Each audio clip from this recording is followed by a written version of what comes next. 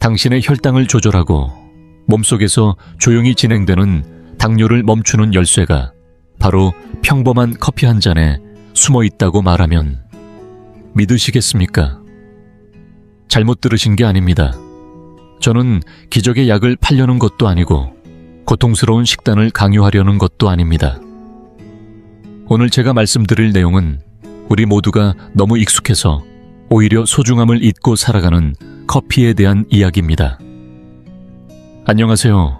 저는 당뇨 예방과 건강한 노화 관리를 연구해온 한의사 김준호입니다.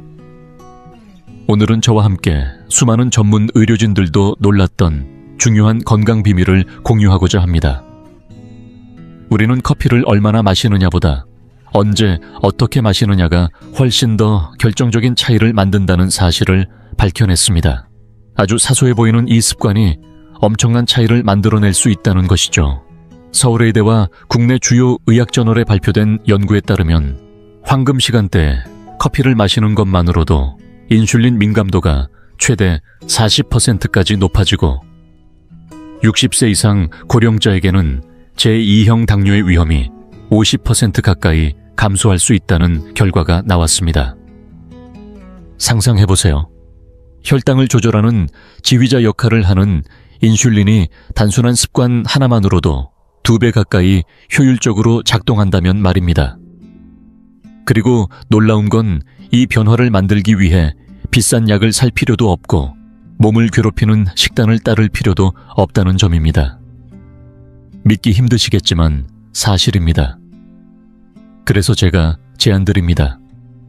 단 몇 분만 제 이야기 끝까지 들어보세요. 제가 지금부터 하나하나 단계별로 알려드릴 이 비밀을 들으신다면 아마 오늘 이후로 당신은 더 이상 커피를 예전처럼 보지 않게 되실 겁니다. 먼저 여러분께 꼭 알려드리고 싶은 것이 있습니다. 수백만 명의 어르신 건강을 조용히 무너뜨리고 있는 보이지 않는 적이 있다는 사실입니다. 더 안타까운 건 그 병이 처음에는 아무런 신호도 없이 서서히 시작된다는 점입니다. 그 병은 바로 제2형 당뇨입니다. 생각보다 훨씬 더 흔하며 단순한 혈액검사 수치 하나로만 판단할 수 있는 게 아닙니다. 이 병은 마치 산산이 스며드는 산처럼 하루하루 조금씩 혈관과 장기를 갉아먹습니다. 처음에는 단지 목이 자주 마르거나 조금 더 쉽게 피로해지는 정도일 수도 있습니다. 상처가 예전보다 잘 낫지 않기 시작할 때 그 침묵은 이미 깊어져 있는 것입니다. 하지만 이 병을 방치하면 결국 시력을 잃고 발끝의 감각이 사라지며 심지어는 심장 박동마저도 위협받을 수 있습니다. 국내 내분비내과 연구기관의 최신 통계에 따르면 60세 이상 어르신의 30% 이상이 이미 이 병의 영향권에 있으며 80세를 넘기면 2명 중 1명이 이 질환을 겪고 있는 것으로 나타났습니다. 제가 진료실에서 가장 가슴 아픈 순간은 바로 여기 있습니다. 식단을 조절하고 약도 시간 맞춰 복용하며 매일 산책을 실천하는 모범적인 환자들이 여전히 혈당의 조롱을 받고 있다는 것입니다. 그분들이 지친 목소리로 이렇게 물으십니다. 이렇게 열심히 하는데 왜 아무것도 바뀌지 않나요? 그리고 그 질문 하나가 제 인생을 완전히 바꾸었습니다. 놓치고 있던 마지막 조각은 약이 아니었습니다. 그것은 바로 커피를 마시는 시간과 방식이었습니다. 만약 여러분도 혈당을 스스로 다스리고 삶을 지키고 싶다면 지금 바로 채널을 구독하고 알림을 켜주세요. 다음 영상들에서 제가 직접 이 커피 습관을 어떻게 강력한 건강 방패로 바꿀 수 있는지 하나하나 안내해드리겠습니다. 수년간 진료실에 앉아 환자들을 마주할 때마다 제 머릿속을 떠나지 않는 장면이 하나 있었습니다. 식단을 철저히 지키고 운동도 빠짐없이 하며 숙면까지 실천하는 분들이 계셨습니다. 그럼에도 불구하고 그들의 혈당은 여전히 불안정했고 쉽게 가시지 않는 피로와 조용히 다가오는 합병증들이 뒤따랐습니다. 그 모습은 마치 아름다운 퍼즐을 완성하려는데 정작 중심 조각 하나가 빠진 채 허무하게 멈춰버린 광경과 같았습니다. 그런데 마침내 그 빠진 조각이 드러났습니다. 너무도 단순해서 오히려 우리가 간과했던 바로 그것, 매일 마시는 커피였습니다. 오해하지 마세요. 여기서 말하는 커피는 습관적으로 마시는 것이 아닙니다. 핵심은 언제, 그리고 어떻게 마시느냐에 있습니다. 커피를 올바른 방법과 시간에 마시면 단순한 기호식품이 아니라 우리 몸 전체에 신호를 보내는 생물학적 도구로 변모합니다. 그 신호는 세포의 속삭입니다. 지금은 저장이 아니라 조절의 시간이다. 지금은 저항이 아니라 민감도를 높여야 할 때다. 클로로겐산과 폴리페놀 자연 마그네슘이 풍부한 커피는 GLP-1이라는 특별한 생리적 전달 물질의 분비를 자극해 혈당을 낮추고 세포문을 활짝 열어 에너지를 받아들이게 합니다. 이처럼 인슐린 민감성을 자연스럽게 깨우는 최고의 방법이 바로 커피에 숨어 있습니다. 그리고 이 변화는 값비싼 약도 복잡한 기계도 필요 없습니다. 단지 내 몸의 흐름을 이해하고 그것을 지지해주는 습관 하나면 충분합니다. 혹시 이런 의문을 품어본 적 있나요? 이렇게까지 노력하는데 왜 혈당이 자꾸 오르내리지? 그렇다면 오늘 이 영상이 당신에게 완전히 새로운 지평을 열어줄 것입니다. 지금부터 제가 당신께 드릴 해법은 아주 간단하지만 삶을 뒤바꿀 만큼 강력한 힘을 지닌 방법입니다. 이 방식은 이미 10명 이상의 사람들에게 큰 변화를 가져다 주었고, 그들은 잃었던 에너지를 되찾고 당뇨의 진행을 멈추는데 성공했습니다. 그들 역시 처음엔 나이가 들면 어쩔 수 없는 거 아닌가라며 체념했었습니다. 그러나 그건 단순한 노화의 결과가 아니었습니다. 저는 자신 있게 말씀드립니다. 이것은 운명이 아니라 선택의 문제입니다. 이 프로토콜은 마법이 아닙니다. 커피를 마시는 섬세한 기술과 생리학적 조율이 조화를 이룬 결과입니다. 수치가 그 모든 것을 증명합니다. 단 8주 만에 이 방법을 실천한 이들의 70%가 HbA1c 수치가 눈에 띄게 낮아졌고 급격한 혈당 상승이 완전히 사라졌습니다. 눈을 감고 상상해보세요. 어느 아침 온몸에 잔잔하게 퍼지는 에너지 흐름과 함께 상쾌하게 눈을 뜨는 모습. 숨이 차지 않아 여유 있게 걷고 식사 후에도 혈당 걱정 없이 맛을 즐기며 의사 선생님이 미소 지으며 좋은 결과표를 건네주는 장면. 그것이 바로 당신의 몸이 간절히 바라는 자유입니다. 아직도 당신 안에 존재하는 생기단지 잠들어 있을 뿐입니다. 그 변화를 위해 필요한 것은 더 많은 약도 고된 식이요법도 아닙니다. 단지 꾸준함과 올바른 길잡이 하나면 충분합니다.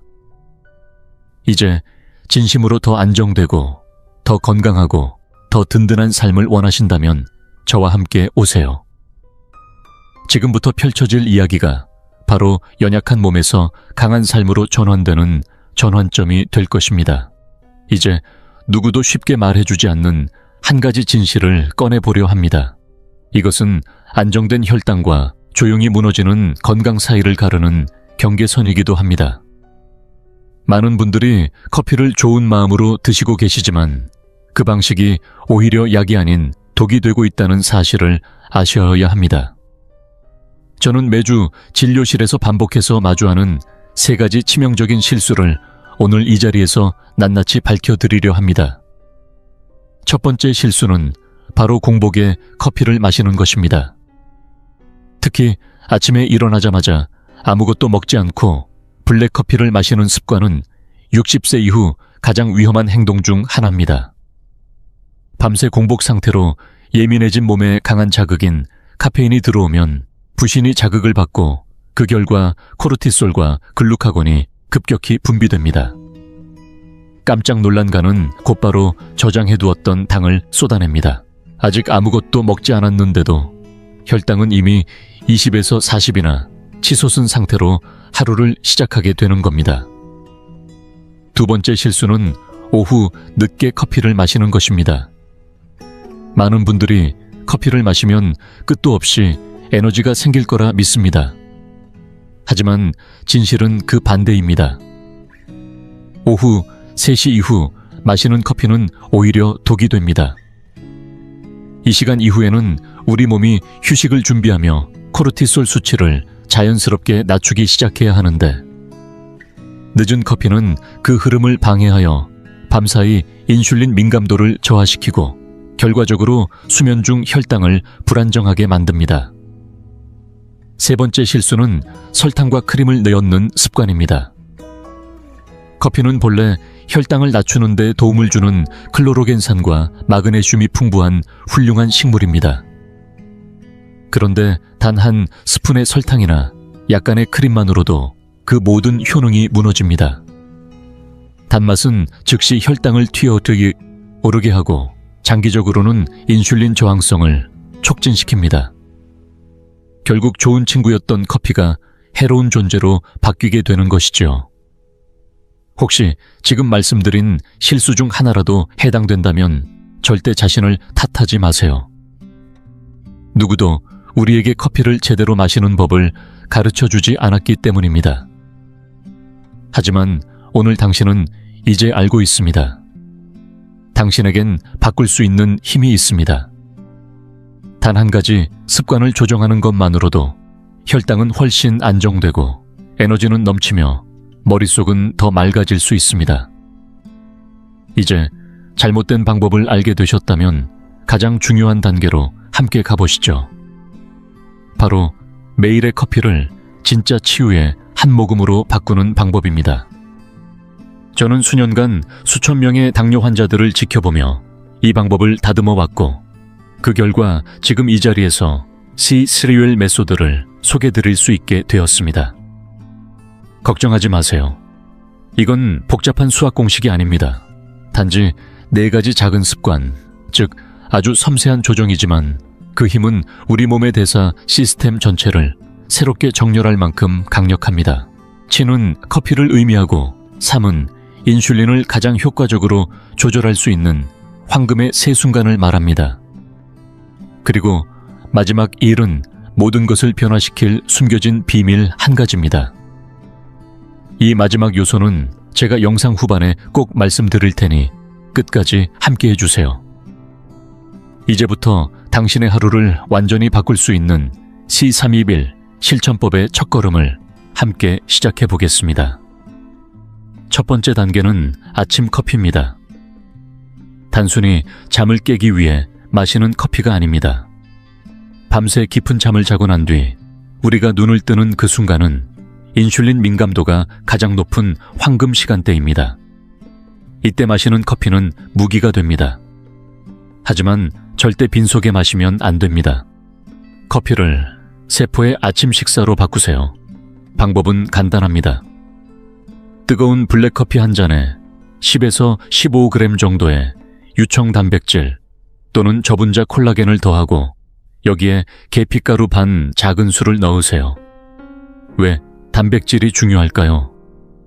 그 안에 들어있는 루신이라는 아미노산이 근육 소실을 막아주고 아침 시간대에 급격히 올라갈 수 있는 코르티솔 분비를 차단해줍니다. 계피는 세포의 문을 여는 열쇠와 같습니다. 2023년의 연구 결과에 따르면 이 조합은 식후 혈당 상승을 최대 29%까지 줄여준다고 밝혀졌습니다. 결국 당신이 마시는 한 잔의 커피는 이제 단순한 음료가 아니라 몸을 지켜주는 강력한 방패가 되는 것입니다. 두 번째 단계는 식사 전 커피입니다. 이 방법은 마치 특수부대의 전략처럼 조용하지만 강력합니다. 점심이나 저녁 식사 20분에서 30분 전에 블랙커피 한 잔을 마시되 반드시 무가당으로 마셔야 합니다. 계피를 소량 추가해도 좋습니다. 이때 핵심은 커피에 들어있는 클로로겐산입니다.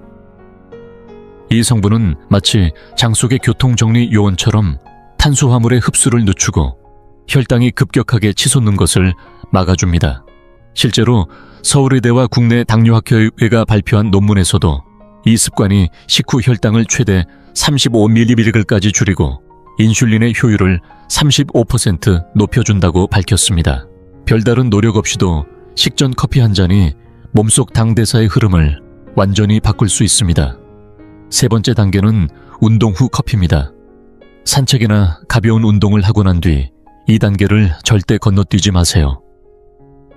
운동이 끝난 후 15분에서 30분 안에 블랙커피 한 잔을 마시면 됩니다.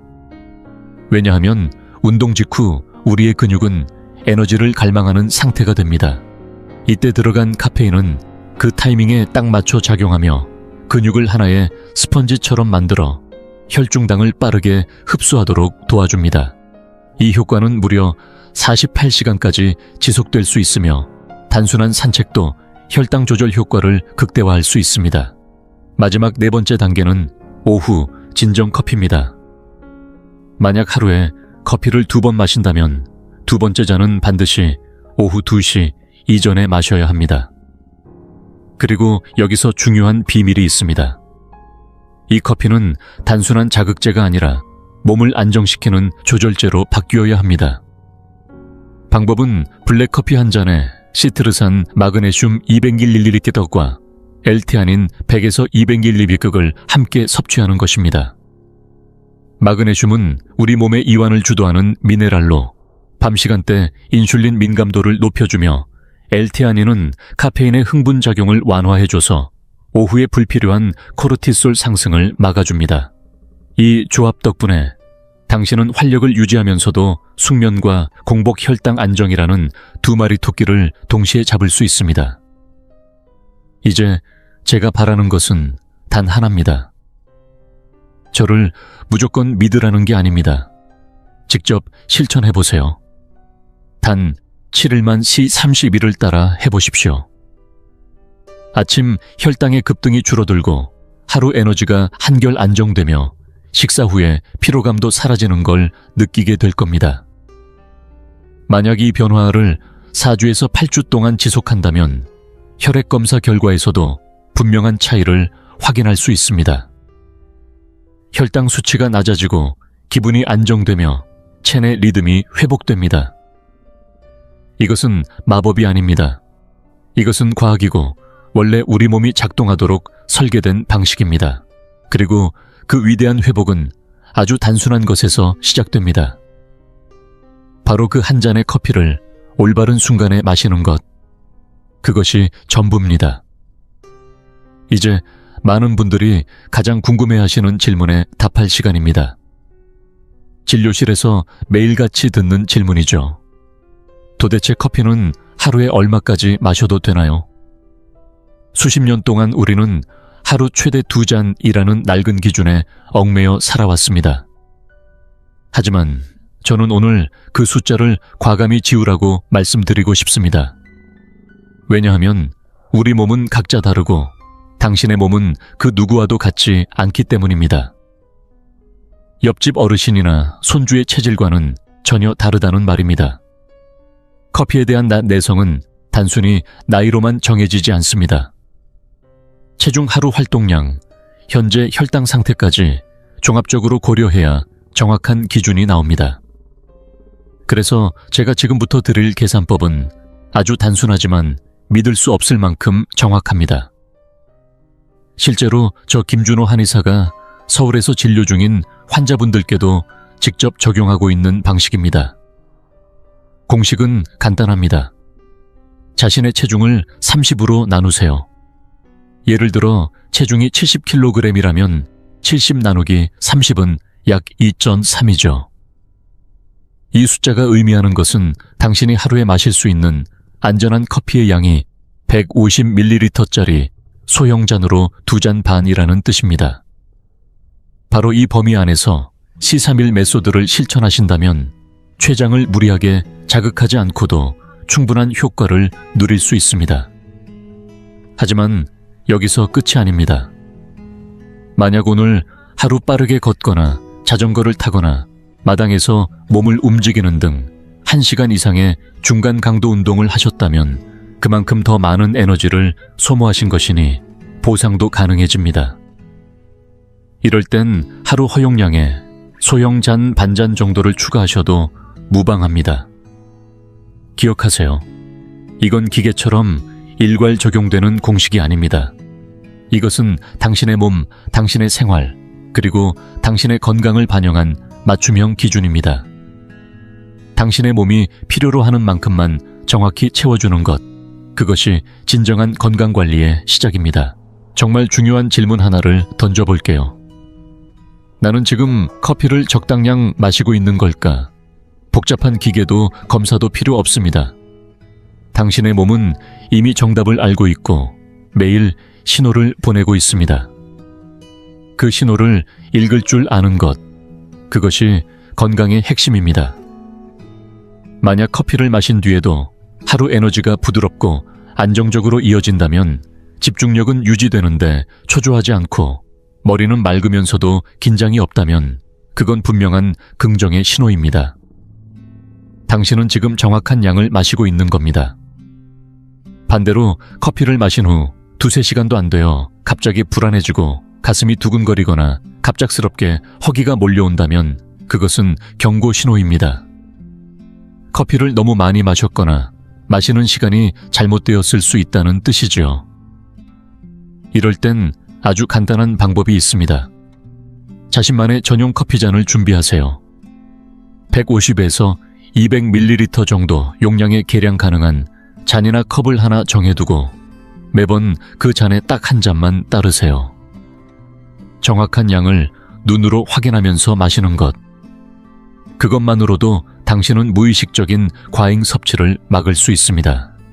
이 작은 습관 하나가 내 몸의 한계를 존중하고 있다는 조용한 신호가 되어줍니다.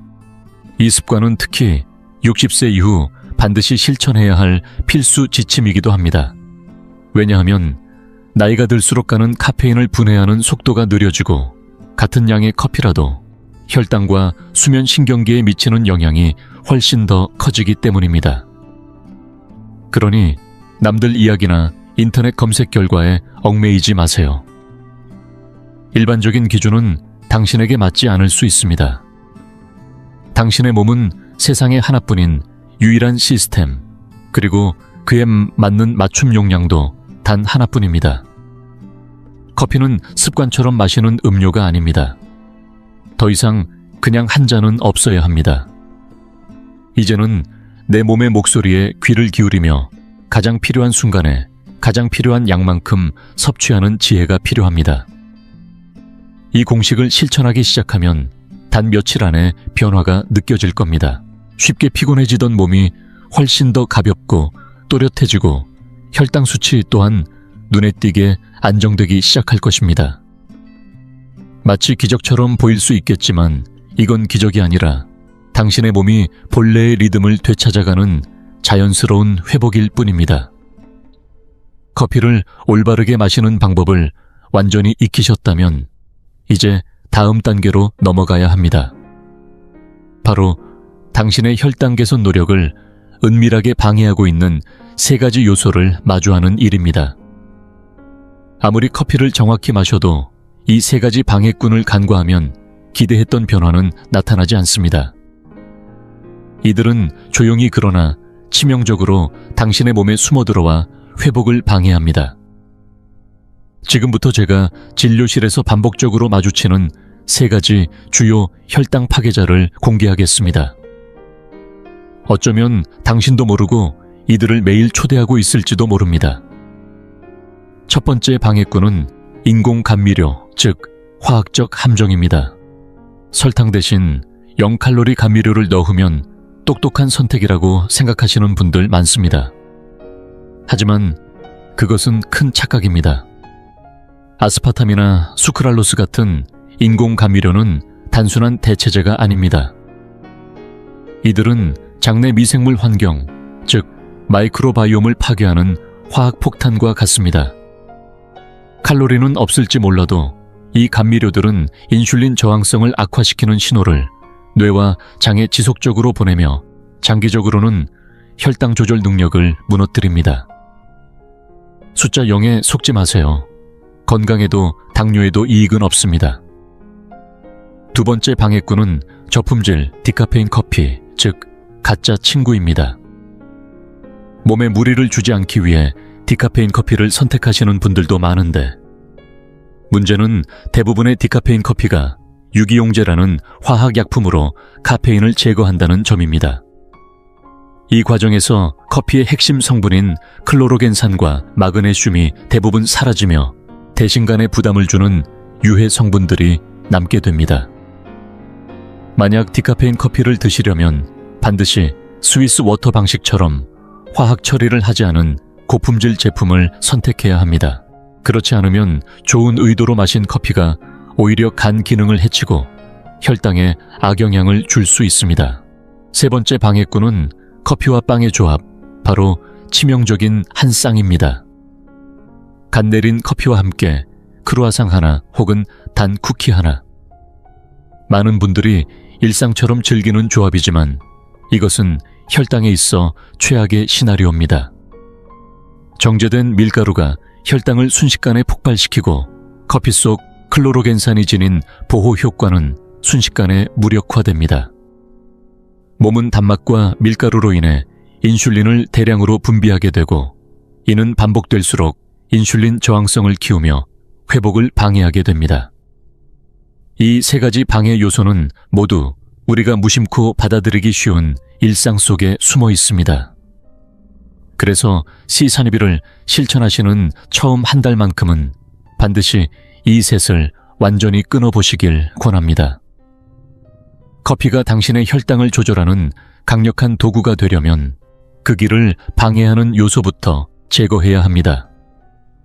회복의 기회를 주기 위해 몸에게 휴가를 주세요. 마지막으로 기억하세요. 커피를 마시는 일은 단순히 목을 축이는 행위가 아닙니다. 그것은 당신의 대사를 돌보는 신중한 선택이어야 합니다. 이 작지만 강력한 습관 하나가 불안정한 몸과 활기찬 삶 사이의 경계선을 명확하게 나눌 것입니다. 지금 이 순간부터라도 커피를 습관이 아닌 지혜로 마셔보세요. 당신의 몸은 그것을 분명히 알아차릴 것입니다. 이제 제가 가장 즐기는 순간이 찾아왔습니다. 바로 시청자 여러분의 질문에 답해드리는 시간입니다. 이 질문들은 제가 매일 진료실에서 가장 자주 듣는 궁금증들입니다.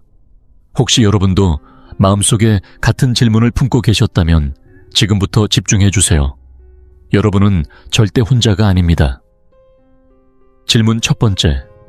김준호 한의사님, 커피를 이렇게 마시면 오히려 불안하거나 혈당이 더 오르는 거 아닌가요?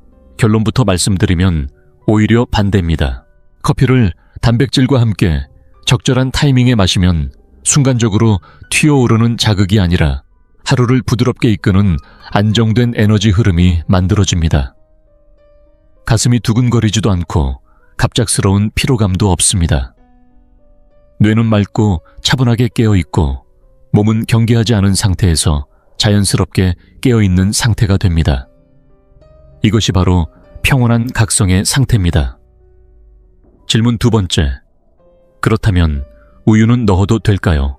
반가운 소식입니다. 네, 가능합니다. 하지만 조건이 있습니다. 반드시 무가당이며 전지우유 또는 저지방 우유만 사용하셔야 하고 양도 많지 않아야 합니다. 30ml에서 50ml 이내로 넣는 것이 적당합니다.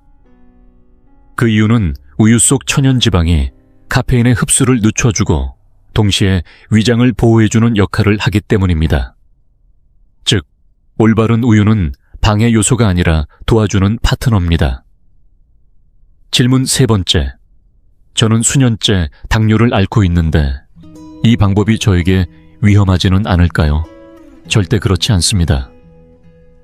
오히려 커피는 제대로 마셨을 때 가장 강력한 혈당 조절 동반자가 될 수 있습니다.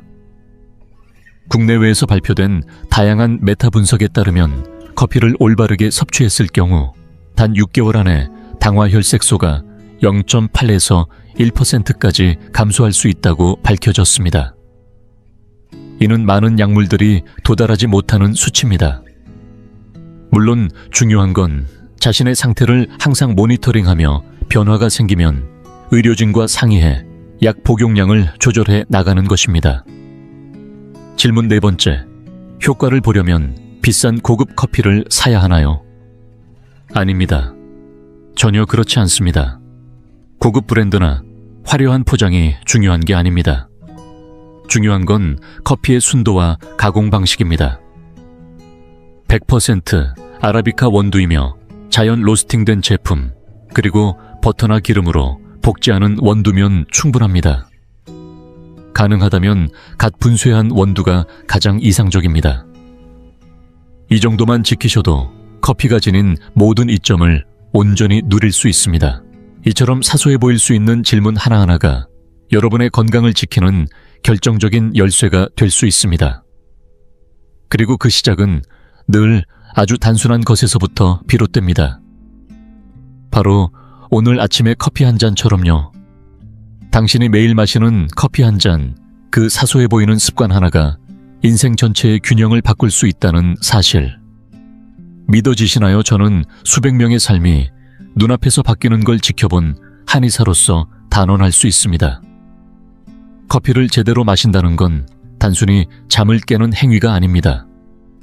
그것은 췌장을 지키고 심장을 보호하며 무엇보다도 당신의 독립성을 지켜주는 강력한 무기가 될 수 있습니다.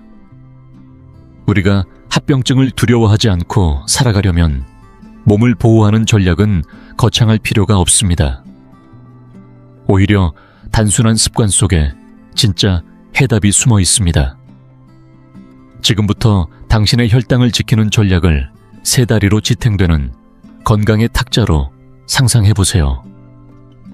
세 다리 중 단 하나라도 빠지면 그 탁자는 곧 쓰러지고 맙니다. 첫 번째 다리는 스마트 커피입니다. 단순한 음료가 아니라 생리신호를 조절하는 스위치로 작용하는 커피는 인슐린 민감도를 높이고 혈당 흡수를 억제하는 강력한 조절 장치가 됩니다. 클로로겐산과 적절한 양의 카페인이 만나면 마치 세포 앞에서 문지기처럼 작동하며 혈당의 과잉 유입을 차단해 줍니다. 두 번째 다리는 핵심 영양소 섭취입니다. 특히 단백질과 식이섬유입니다. 단백질은 체중 1kg당 1.2에서 1.5g 수준으로 꾸준히 섭취해야 하고, 식이섬유는 하루 30g 이상이 이상적입니다. 이 둘은 마치 당의 배를 잡아주는 닷처럼 작용하여 혈당이 급격히 흔들리지 않도록 돕고 포만감을 길게 유지시켜줍니다. 탄수화물의 급습을 막는 천연 방어선이라 할 수 있죠. 세 번째 다리는 규칙적인 운동입니다. 복잡한 운동이 필요하지 않습니다. 단지 하루 30분에서 45분 정도의 빠른 걷기를 일주일에 3회에서 5회 정도만 실천하셔도 됩니다. 이 단순한 움직임 하나로 커피의 효과는 배가 되고 식사로 얻은 영양소는 제대로 활용되며 인슐린의 작용 효율도 눈에 띄게 높아집니다.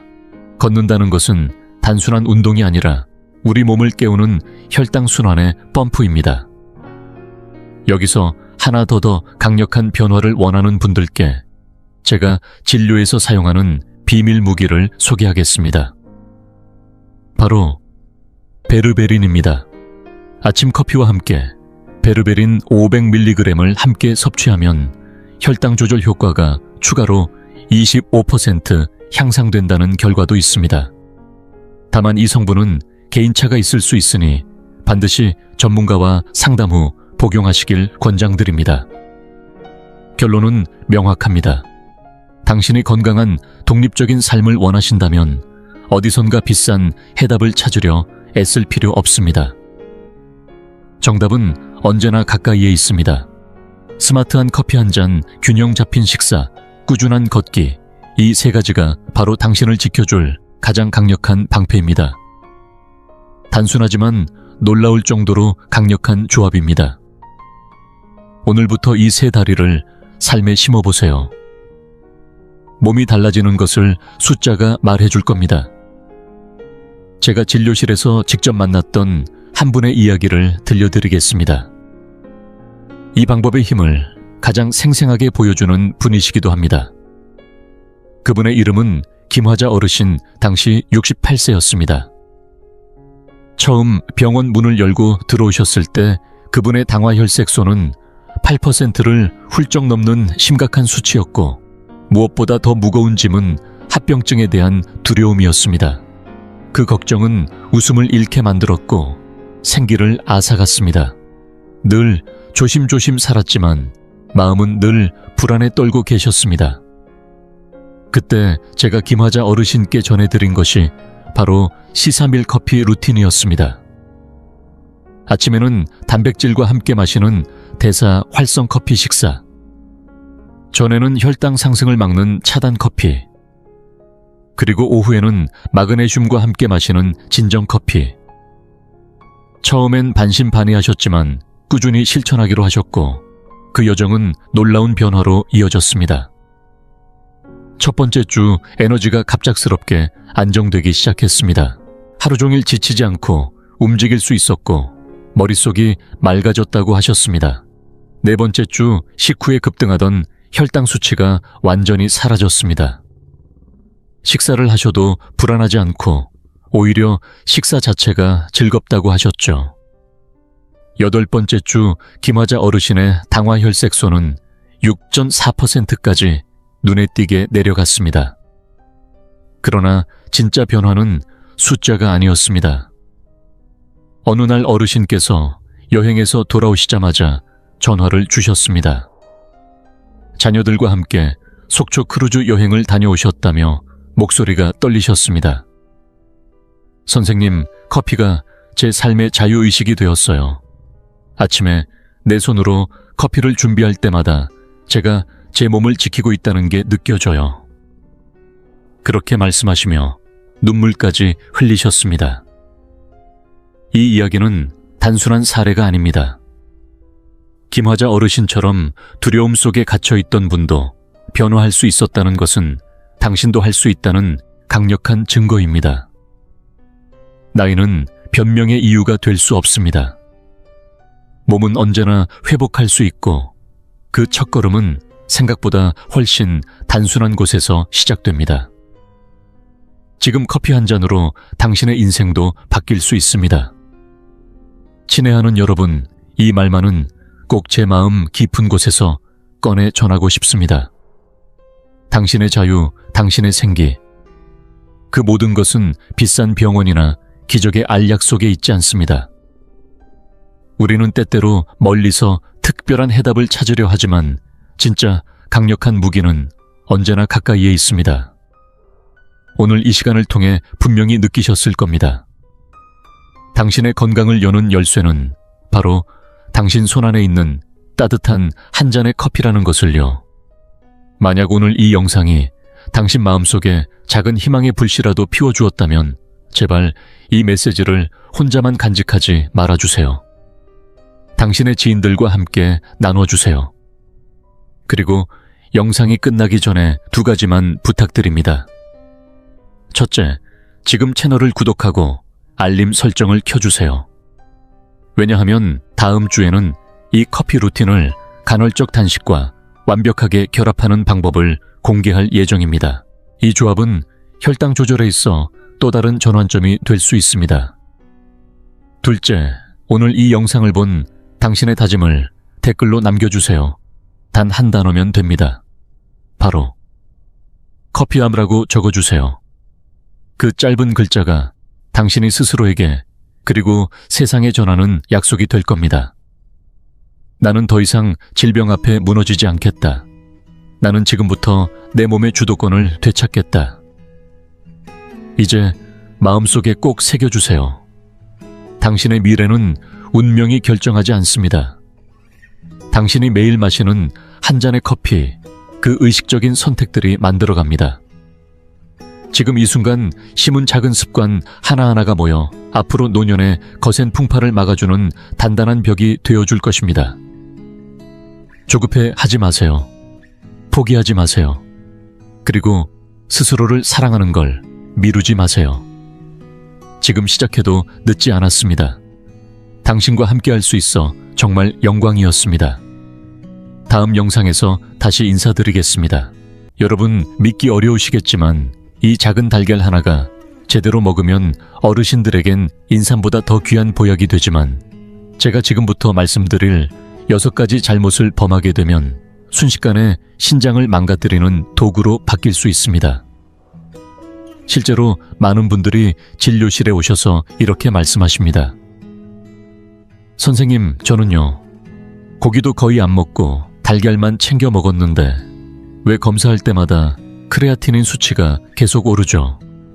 그리고 요즘 소변 보면 거품이 하얗게 생기고 잘 안 사라져요. 네, 그 원인은 다름 아닌 여러분이 달걀을 조리하고 함께 먹는 방식에 있습니다. 몸에 좋다고 믿고 하던 습관들이 오히려 신장을 밤새워 독소 걸러내게 만드는 무리한 일이었을 수도 있습니다. 여러분, 다시 한번 혈당과 노년의 건강 이야기에 함께 해주셔서 반갑습니다. 저는 김준호 의사로 지난 33년 동안 어르신들의 건강 곁을 지켜왔습니다. 오늘 영상에서는 우리나라 어르신 10분 중 9분이 무심코 반복하고 있는 신장을 망가뜨리는 달걀 섭취 6가지 습관을 낱낱이 짚어드리려 합니다. 특히 4번째 실수는 아침마다 많은 분들이 전혀 인식하지 못한 채 하고 계실 가능성이 큽니다. 끝까지 주의 깊게 보시고 지금 바로 고치셔야 합니다. 한번 손상된 신장은 되돌리기가 매우 어렵기 때문입니다. 이 점을 꼭 기억해 주시기 바랍니다. 본격적으로 각 잘못된 습관을 하나씩 살펴보기 전에 꼭 말씀드리고 싶은 진심이 있습니다. 사실 계란 달걀은 하늘이 내려준 귀한 선물입니다. 이 작은 식재료 안에는 알부민이라는 최고급 단백질이 풍부하게 들어있어 우리 몸이 가장 쉽게 흡수할 수 있는 영양원이죠. 특히 나이가 들면서 점점 줄어드는 근육량을 지켜주는데 큰 힘이 됩니다. 그런데 문제는 여기에 있습니다. 만약 고혈당, 고지혈증 초기, 신장기능 저하 같은 질환이 있는 분들이 계란을 잘못된 방식으로 먹게 되면 이야기는 완전히 달라집니다. 우리 몸속 신장을 생각해 보세요. 예전엔 비처럼 빠르게 걸러주던 건강한 걸음망이 이제는 낡은 채처럼 성능이 떨어져서 여기저기 구멍이 나기 시작한 겁니다.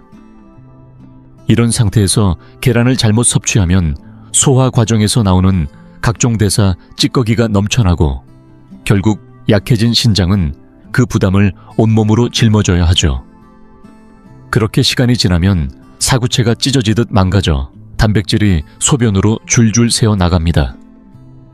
그래서 소변에 거품이 많이 생기고 몸이 점점 말라가고 기운이 빠지는 겁니다. 이 영상을 만든 이유는 절대 계란을 겁내라는 게 아닙니다. 오히려 어떻게 하면 계란을 제대로 지혜롭게 먹을 수 있을지를 함께 고민하자는 겁니다. 만약 지금 이 주제가 꼭 필요한 정보라고 느끼신다면 좋아요 버튼 한번 꾹 눌러주시고 아래 채널 구독도 부탁드립니다. 선생님의 그 한 번의 클릭이 이 영상이 더 많은 어르신들께 다 건강을 지킬 수 있는 귀한 씨앗이 될 수 있습니다. 진심으로 감사드립니다. 그렇다면 구체적으로 어떤 방식의 계란 섭취가 신장을 망가뜨릴 수 있을까요? 이제 첫 번째 잘못된 습관부터 함께 살펴보겠습니다. 예전 어르신들 사이에서 건강식처럼 여겨졌던 한 가지 방식이 사실은 매우 위험한 함정이었습니다. 첫 번째 잘못, 바로 날달걀이나 반숙을 너무 덜 익힌 채로 먹는 습관입니다. 예전에는 계란 껍데기에 구멍을 뚫고 쭉 빨아 마시면서 목소리가 맑아진다, 기력이 좋아진다 며 건강 비법처럼 여긴 분들이 참 많았죠. 그때는 닭을 직접 키우기도 했고 환경도 깨끗했으며 몸도 튼튼했으니까 괜찮았을지 모릅니다. 하지만 지금은 상황이 완전히 다릅니다. 나이가 들고 당뇨나 신장 질환을 앓고 계신 분들에겐 이건 말 그대로 건강을 건 도박입니다. 왜 이렇게까지 단호하게 말씀드리는 걸까요? 첫째, 위생 문제입니다. 달걀 껍질에는 살모넬라균이 숨어 있을 수 있는데 계란을 생으로 먹거나 덜 익히면 이 균이 쉽게 우리 몸속장에 침투합니다. 젊은 사람이라면 그냥 설사하고 지나갈 수도 있지만 혈당이 높은 고령의 당뇨 환자들은 면역력이 약해져 있어서 이 균이 혈액으로 번져 폐혈증이나 심한 감염성 쇼크로 이어질 위험도 있습니다. 둘째는 흡수 문제입니다. 이 부분이 더 중요할 수 있습니다. 생계란의 흰재는 AV라는 성분이 들어있는데 이놈이 몸속에 비타민 B7, 즉 바이오틴을 꽉 붙잡고 놔주지 않습니다. 결국 장에서 이 비타민을 흡수하지 못하게 막아버리죠. 그 결과는 어떻게 되냐면 머리카락이 빠지고 피부가 푸석푸석해지고 근육통이 생기며 당뇨로 이미 취약해진 신경계에는 더 큰 타격이 올 수 있습니다. 그래서 꼭 당부드립니다. 계란은 반드시 익혀 드세요. 물이 끓기 시작한 후 최소한 5분에서 7분 정도는 삶아 주셔야 합니다. 그렇게 하면 흰자는 완전히 응고되고 노른자는 약간 말랑한 정도 반숙이어도 괜찮습니다. 하지만 흰자가 물처럼 흐르는 상태, 흔히 콧물처럼 질척이는 반숙은 절대 피하셔야 합니다. 많은 분들이 이쯤에서 나는 괜찮아. 나는 항상 익혀 먹으니까 하십니다. 그런데요, 너무 익히는 것도 문제가 됩니다. 다음에 이어지는 잘못된 습관이 바로 그것입니다. 프라이팬에서 바삭하게 지진 그 계란 생각보다 훨씬 위험할 수 있습니다. 지금 바로 이어서 설명드릴게요. 두 번째 잘못은 많은 분들이 무심코 반복하는 식습관입니다. 겉은 노릇노릇하고 속은 촉촉한 그 계란 프라이 보기만 해도 밥맛이 확 살아나죠. 하지만 고혈당이나 신장 기능이 약해진 분들께는 이 한 접시가 마치 불에 기름을 붓는 격이 될 수 있습니다. 계란 자체는 훌륭한 단백질 식품이지만 이걸 고온의 기름에 튀기듯 지지면 문제가 시작됩니다. 온도가 150도, 180도를 넘어가면 계란 속 단백질과 기름이 만나 AGEs라는 위험한 물질이 생겨납니다. 저는 이걸 혈관에 달라붙는 끈적한 풀이라고 설명드리곤 합니다. 이 물질은 혈관을 딱딱하게 굳히고 염증을 부추기며 특히 신장의 작은 혈관들을 직접적으로 공격해 망가뜨립니다. 더 심각한 건 많은 분들이 기름을 아끼려고 쓰던 걸 또 쓰시거나 고소하다고 동물성 기름을 사용하시는 경우입니다. 이런 기름에는 포화 지방이 많아 몸속 나쁜 지방 수치를 높이고 혈관을 막는 원인이 됩니다. 삶은 계란 한 알은 약 70칼로리에 불과하지만 기름에 푹 잠겨지 전엔 계란은 150칼로리가 훌쩍 넘어가죠. 이 칼로리와 지방의 부담은 고스란히 간과 신장이 감당해야 할 몫이 됩니다. 그렇다면 프라이를 완전히 포기해야 하느냐? 꼭 그렇진 않습니다. 오늘부터 이렇게 해보세요. 첫째, 좋은 코팅의 프라이팬을 사용해보세요. 거기에 기름을 붓지 마시고 올리브유를 스프레이처럼 아주 살짝만 뿌려주세요. 팬을 코팅하듯 얇게 입히는 겁니다. 둘째, 물을 활용한 조리법도 있습니다. 프라이팬에 물 한두 숟갈 정도만 넣고 계란을 깨 넣은 뒤 뚜껑을 닫아보세요. 수증기가 계란을 부드럽게 익혀주어 마치 오믈렛처럼 말랑하고 윤기 있는 계란이 완성됩니다. 기름 한 방울 없이도 충분히 맛있고 건강에는 훨씬 안전한 선택입니다. 자, 한번 생각해보세요. 오늘 아침 식사 때 혹시 노릇하게 튀긴 계란 하나 드시진 않으셨나요? 만약 그러셨다면 내일부터는 바로 바꿔보시는 게 어떨까요? 작은 변화가 신장을 살립니다. 하지만 여기서 끝이 아닙니다. 이제 말씀드릴 세 번째 잘못된 습관은 많은 분들이 여전히 헷갈려 하시고 논란도 많은 부분입니다. 바로 노른자를 얼마나 먹어야 적당한가 하는 문제입니다. 버리자니 아깝고 먹자니 불안하고 실제로 예전엔 계란 많이 먹으면 콜레스테롤 올라간다, 심장병 온다 해서 걱정이 많았죠. 이후에 연구들이 쏟아지면서 건강한 사람이라면 걱정할 필요 없다는 말도 나왔습니다. 그런데요, 여기서 중요한 건 바로 예외입니다. 저와 같은 의료진은 이 부분을 절대 가볍게 보지 않습니다. 특히 신장 기능이 약해졌거나 당뇨를 오래 앓은 분들에겐 이 노른자가 생각보다 큰 부담이 될 수 있습니다. 달걀 노른자 하나에는 콜레스테롤이 약 200mg 들어있습니다. 하루 기준량이 거의 다 들어있는 거죠. 게다가 더 중요한 건 인이라는 성분이 많이 포함되어 있다는 점입니다. 건강한 신장이라면 남은 인을 잘 걸러내지만 기능이 떨어지면 이 인이 피 속에 쌓입니다.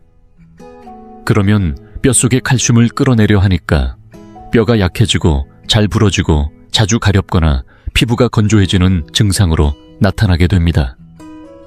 이게 바로 신장이 보내는 구조 신호입니다. 그럼 얼만큼이 적당할까요? 지금부터는 명확한 숫자를 말씀드릴게요. 만약 혈당은 조금 높지만 신장은 아직 괜찮으신 분이라면 하루에 한 알 정도 노른자까지 다 드셔도 괜찮습니다. 단 그날은 고기나 생선을 조금 줄이셔야 해요.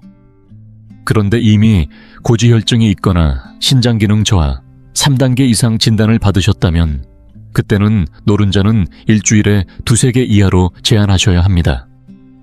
대신 흰자는 훨씬 자유롭습니다. 하루에 2개 정도 흰자는 충분히 드셔도 괜찮습니다. 흰자는 순수 단백질인 알부민이 풍부하고 인 함량도 적어서 사구체 회복에도 도움이 되는 안전한 선택입니다. 많은 분들이 이 말을 들으면 이렇게 말씀하세요. 에이, 그럼 노른자 버리는 건 너무 아깝잖아요. 그냥 먹지 뭐. 마음은 이해합니다. 하지만 조금만 기다려주세요. 이 영상 후반부에서 흰자를 노른자처럼 맛있게 먹는 방법을 꼭 알려드릴게요. 지금부터는 이 이야기를 더 실감나게 전해드리기 위해 실제 사례 하나를 소개해드리려 합니다. 바로 지난 3월 경북 구미에 사시는 박홍식 어르신 이야기입니다. 박 어르신은 올해 68세로 제 진료실을 꾸준히 찾아주시는 분인데요. 당뇨 10년차 환자이십니다. 어느 날 검사 결과지를 들고 오셨는데 표정이 너무 어두우셨어요. 김준호 박사님, 약도 잘 챙겨 먹고요. 운동도 꼬박꼬박하고 밥도 적게 먹는데 왜 오늘 검사에서 크레아티닌이 확 올라간 거죠? 신장 3단계라니요. 하소연을 하셨죠. 저는 자세히 식단을 여쭤봤습니다. 박 어르신은 아침에 고구마나 잡곡밥 드시고 반찬도 싱겁게 하시더라고요. 그런데 문제는 단백질 반찬이었습니다. 우리 집은 일주일 내내 계란 넣은 갈색 장조림을 꺼내 먹어요. 저 그 푹 졸인 달걀이 얼마나 맛있는지 아시죠? 쫄깃하고 간이 쏙 배서 너무 맛있잖아요. 바로 그거였습니다. 첫째 장조림은 염분이 매우 높습니다. 둘째 계란을 반복해서 가열하면 단백질이 변성돼 소화가 어렵고요. 셋째, 짠 고기 국물에 계란을 절여 먹는 방식이 신장에 2중 3중 부담을 주는 조합이었던 거죠. 제가 모든 원인을 설명드리고 그날로 장조림을 끊도록 권했습니다. 대신 삶은 계란에 저염 간장이나 레몬즙 약간 찍어 드시라고 안내했죠. 한 달 뒤 검사에서 어르신의 수치가 안정세를 보이기 시작했습니다. 작은 변화 하나가 신장을 구한 겁니다. 이 사례를 통해 오늘의 4번째 실수가 얼마나 위험한지 이어서 설명드리겠습니다. 앞서 소개드린 박홍식 어르신의 사례는 우리에게 한 가지 중요한 교훈을 남깁니다. 음식 그 자체보다 더 무서운 건 잘못된 음식 조합이라는 사실입니다. 자, 이제 4번째 실수로 넘어가 보겠습니다.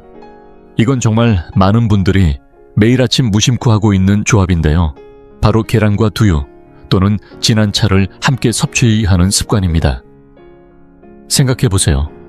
아침 식사로 계란 프라이 하나, 두유 한 컵 또는 국물에 달걀을 풀어 먹은 후 입가심으로 진한 녹차 한 잔. 굉장히 단정하고 건강해 보이죠. 마치 절제 있는 한국 전통 식단처럼 느껴지실 수도 있습니다. 그런데요, 신장이 약한 분들에겐 이 조합이 내장을 서로 부딪히게 만드는 싸움의 조합이 될 수 있습니다. 먼저 계란과 두유의 문제입니다. 두유에는 트립신 억제 효소라는 성분이 들어있어요. 이 성분은 계란 흰자에 있는 단백질이 소화되는 걸 방해합니다. 그러면 어떻게 되느냐? 위와 장은 부풀고 소화는 느려지고 속이 더부룩하고 가스가 차게 됩니다. 문제는 여기서 끝나지 않습니다. 이렇게 흡수되지 못한 단백질 찌꺼기들은 결국 신장이 처리해야 할 짐이 됩니다. 약한 신장은 그 부담을 견디지 못하고 점점 망가지는 거죠. 두 번째는 계란과 진한 차의 조합입니다. 녹차, 홍차, 보이차 등 차잎이 진할수록 탄닌산이라는 성분이 많습니다.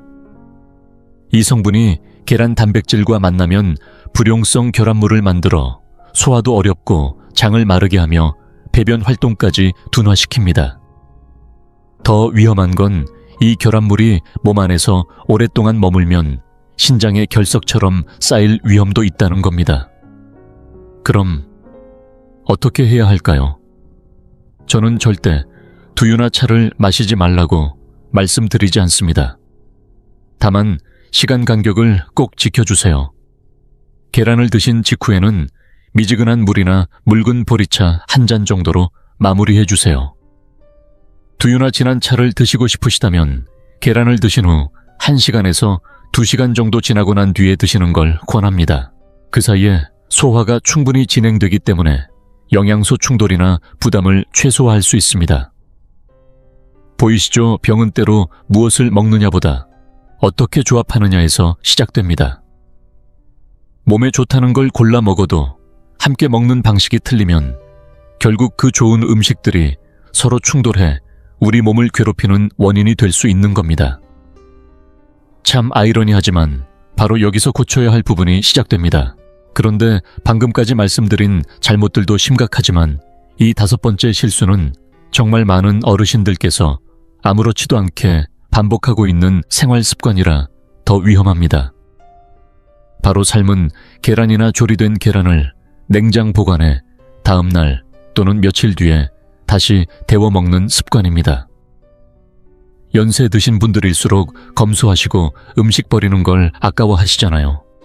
그래서 한꺼번에 10알씩 삶아두고 남은 건 냉장고에 넣었다가 다음날 전자레인지에 데워 드시거나 아예 며칠간 먹으려고 계란 넣은 장조림을 만들어 놓고 매일 꺼내 드시는 경우도 많습니다.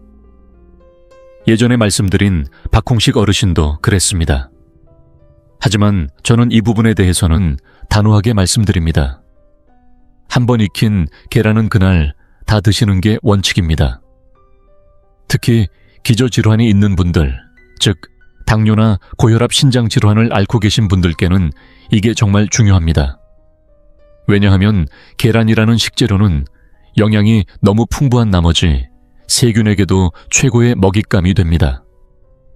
한번 껍질을 까거나 살짝만 깨진 상태로 냉장고에 보관해도 내부로 세균이 침투할 수 있습니다. 특히 냉장고에 생고기나 생선이 함께 들어있다면 그 사이에서 교차 오염이 발생할 위험도 커집니다. 게다가 재가열의 문제도 있습니다. 이미 한번 익힌 단백질을 다시 가열하면 분자 구조가 변형돼 버려서 우리 몸이 소화하기 매우 어려운 상태로 바뀝니다.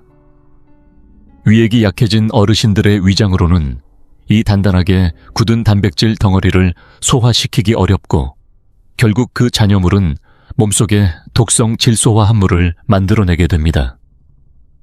이런 찌꺼기들은 간과 신장에 부담을 주고 결국 해독 기능까지 무너뜨릴 수 있습니다. 그래서 저는 늘 이렇게 말씀드립니다.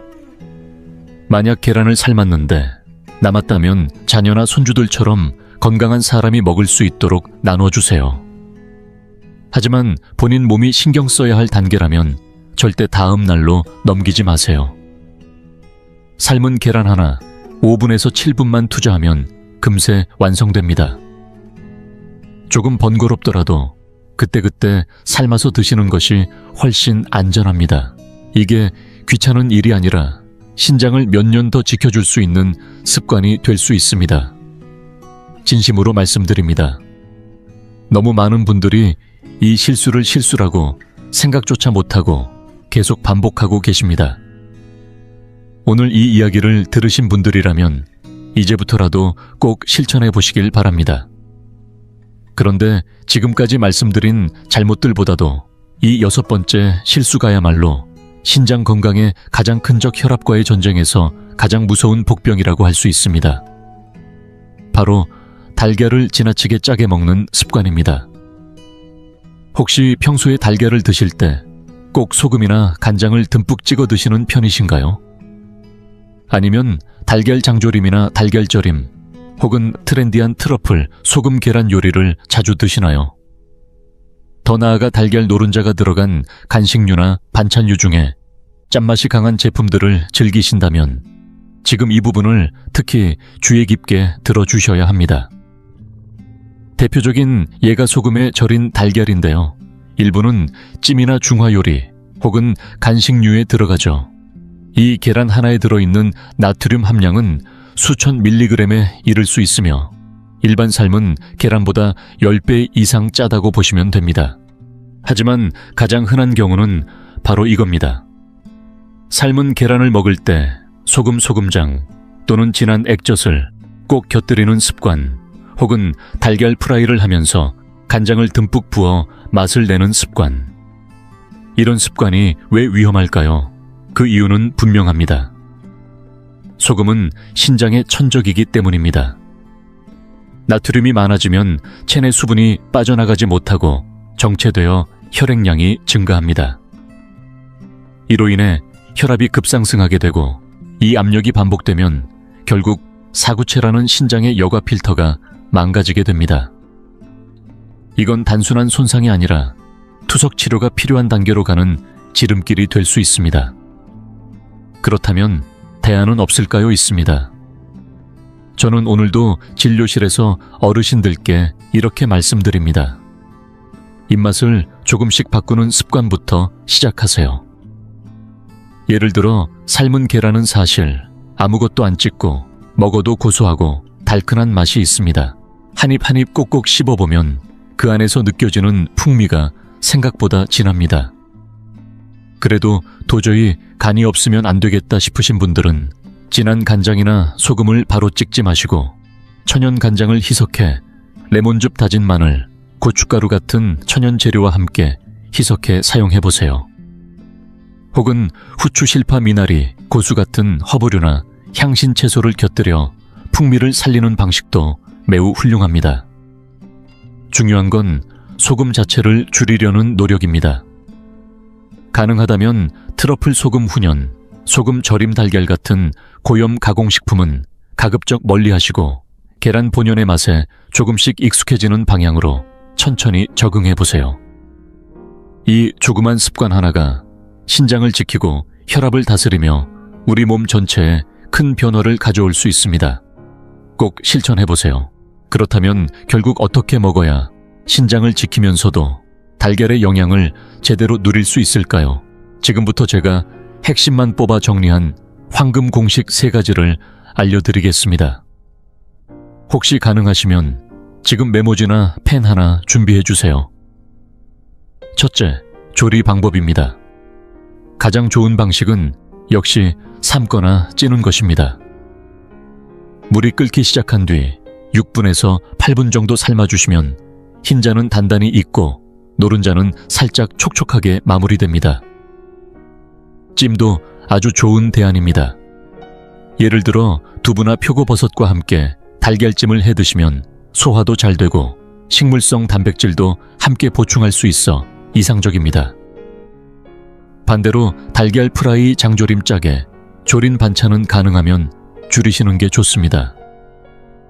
둘째, 함께 곁들일 음식입니다. 달걀만 먹지 마시고 브로콜리, 배추, 오이 같은 채소와 같이 드세요. 식이섬유가 콜레스테롤 흡수를 줄여주고 혈당 상승도 완화해줍니다. 삶은 달걀을 채소와 함께 곁들인 샐러드 한 접시만으로도 훌륭한 아침 식사가 됩니다. 그리고 먹는 시간도 중요합니다. 아침이나 점심에 드시는 것이 가장 좋고 늦은 저녁이나 취침 직전은 피해주세요. 단백질은 소화가 느리기 때문에 위가 더부룩해지고 숙면에도 방해가 될 수 있습니다. 셋째 주의 대상이 따로 있다는 점입니다. 달걀이 아무리 좋다고 해도 아래 세 그룹에 해당되시는 분들은 섭취 전 꼭 주의하셔야 합니다. 첫 번째, 신부전 4단계 또는 5단계에 해당되지만 아직 투석을 시작하지 않은 분들입니다. 이 단계에서는 단백질 섭취량 자체를 엄격히 제한해야 하며 의사와 영양사의 개별 상담을 통해 섭취 여부를 결정해야 합니다. 두 번째 통풍이 심하게 발작 중인 분들입니다. 물론 달걀은 퓨린이 적지만 발작기에는 식물성 단백질 위주로 조절해 주셔야 통증이 덜합니다. 세 번째는 고열이 있는 분들입니다. 열이 나면 위장 기능이 떨어져 소화 효소 분비도 감소하는데 이때 고단백 음식을 먹으면 오히려 열을 내리기 어렵고 속이 더부룩해질 수 있습니다. 이 경우엔 병이 다 나은 후에야 드시는 게 안전합니다. 자, 여기까지 들으셨다면 가장 중요한 세 가지만 꼭 기억해 주세요. 첫째, 무조건 익혀 드세요. 날달걀 반숙 흰자, 전날 먹다 남은 계란은 이제는 안녕입니다. 둘째, 노른자 섭취량을 조절하세요. 신장이 약하시거나 고지혈증이 있으신 분은 일주일에 두 3개 이하로 제한하고 흰자는 더 자유롭게 드시면 됩니다. 셋째, 두유 진한 찻잔, 반찬과의 조합은 피하세요. 그리고 무엇보다 중요한 건 염분을 줄이는 습관입니다. 혹시 지금 다 기억이 안 나신다면 걱정 마세요. 영상 아래 공유 버튼을 눌러 카카오톡이나 가족 단톡방 블로그 카페에 저장해 두시면 언제든지 다시 확인하실 수 있습니다. 여러분, 건강은 정말 소중합니다. 하지만 건강을 지키는 지식은 그보다 더 값진 자산입니다. 달걀 하나, 그 작은 음식 하나를 바르게 섭취하는 습관만으로도 신장의 수명을 몇 년이나 더 지킬 수 있습니다.